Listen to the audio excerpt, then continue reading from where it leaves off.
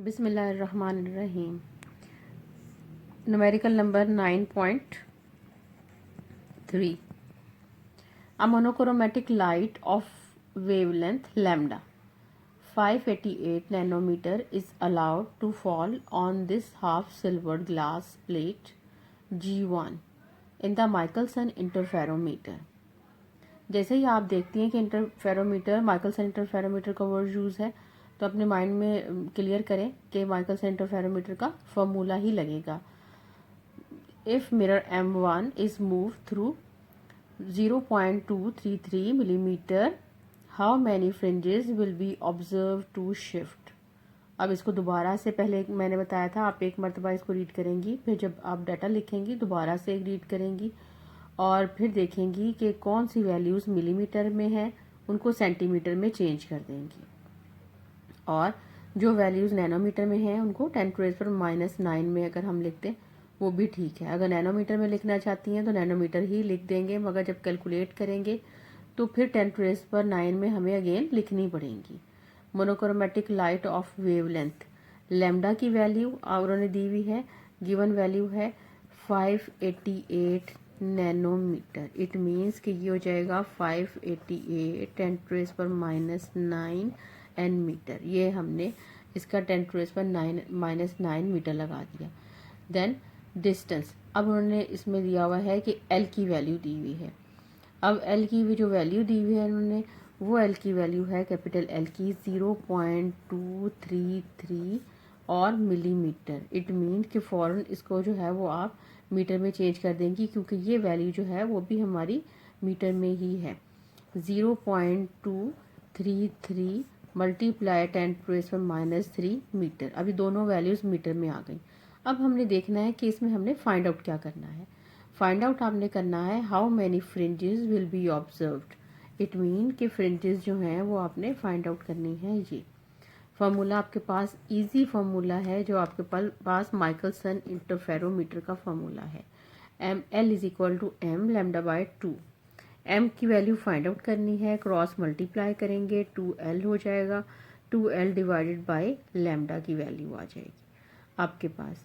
इसमें values put कर देंगी, 2 पुट कर देंगी, फिर 0.233 10⁻⁻³ ये वैल्यू जो है, ये वैल्यू यहाँ पे आ गई, डिवाइडेड हो जाएगा लैम्डा की वैल्यू 588 मल्टीप्लाई 10⁻⁹ इसमें वैल्यू आ गई।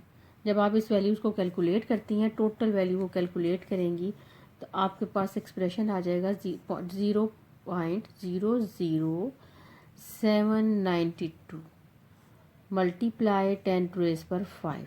अब इसको अगर आप इससे मल्टीप्लाई करती हैं 10⁻⁵ को, ये आंसर भी ठीक है, मगर इसको अगर आप लेती हैं 10⁻⁵ से इसको मल्टीप्लाई कर देंगी, इट मीन कि ये आपके पास 5 फिगर्स है, तो आपके पास वैल्यू आ गई 792। ये वैल्यू आ गई 792, और यही आपने फाइंड आउट करना था, यही आपके पास इसका आंसर है। फिर आपके पास है न्यूमेरिकल नंबर 9.4। 9.4 में है second order spectrum is formed at an angle of 38 degree when the light falls normally on a diffraction grating having 5400 lines per centimeter। It mean कि ये पर सेंटीमीटर है, इसे हम मीटर में चेंज कर देंगे। फिर ऊपर एक न्यूमेरिकल वैल्यू है, वो हमारे पास डिग्री में ही है, उसे डिग्री में ही रहने देंगे। Determine wavelength of light used. अब हमने वेवलेंथ ऑफ लाइट जो है वो फाइंड आउट करनी है। पहले आप इसमें डाटा लिख देंगी, आपके पास सेकेंड ऑर्डर है, इट मीन्स कि आपके पास सेकेंड ऑर्डर में आप n इज इक्वल टू 2 ही लिख देंगी। एंगल थीटा उन्होंने दिया है, गिवन है, चेंज किसी में नहीं होगा, 38 डिग्री डायरेक्ट आ जाएगा। नंबर ऑफ लाइंस उन्होंने कहा है 5400, ये लाइंस हैं पर सेंटीमीटर, लाइंस आ गई और पर सेंटीमीटर आ गया। फिर आपने इसको चेंज किया है 5400, और उसके बाद आपने इसको 100 से मल्टीप्लाई किया, लाइंस आ गई। ये आपने इसमें इसके यूनिट्स जो हैं वो ज़रूर मेंशन करें। लाइंस हो गई और पर मीटर की वैल्यू आ गई एन की।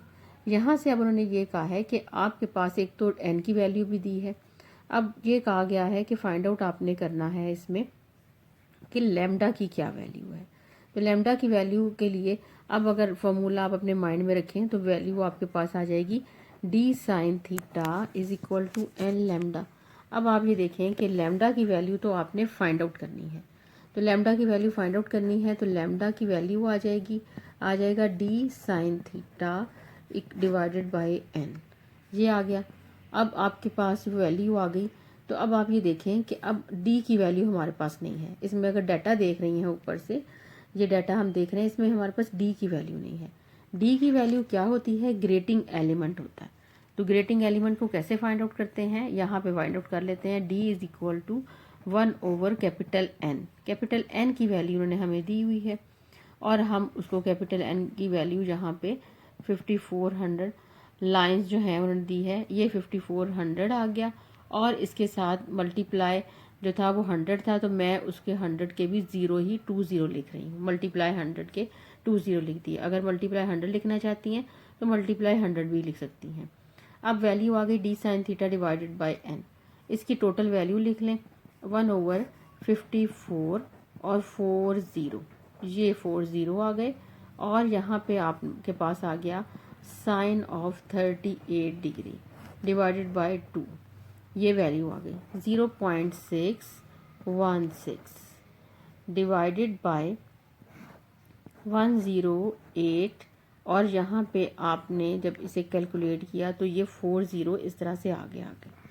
जब आप इसे कैलकुलेट करेंगी फर्स्ट ईयर देन 5.7 10⁻⁻7 मीटर आपके पास ये वैल्यू आ गई। अब जब ये आपके पास -7 में वैल्यू आती है तो आप इसको हमेशा आगे ही लेके जाया करें, यानी इसको 10⁻⁹ में बना लिया करें। तो then lambda is equal to value हो गई 570 मल्टीप्लाई 10⁻⁹ मीटर। इसको इस तरह लिख सकती हैं 570 नैनोमीटर।